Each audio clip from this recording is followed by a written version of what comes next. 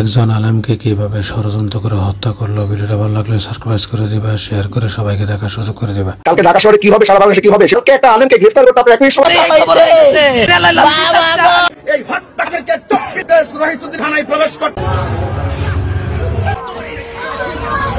আজকে বাড়ি যাওয়ার কথা আমার ঘরে। আসসালামু আলাইকুম।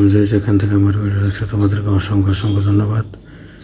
একজন আলেমকে কিভাবে ষড়যন্ত্র করে হত্যা করা হইল, আশা করি ভিডিওটা ভালো লাগলে সাবস্ক্রাইব করে দিবা, সবাইকে দেখার সুযোগ করে দিবা, সাথে থাকবা নতুন নতুন ভিডিও আপলোড হলে পাওয়ার জন্য। যেখান থেকে ভিডিও আছে ধন্যবাদ। দেখতে পাচ্ছ একজন আলেমকে ষড়যন্ত্র করে কিভাবে গণধোলাই দিয়ে মেরে ফেললো।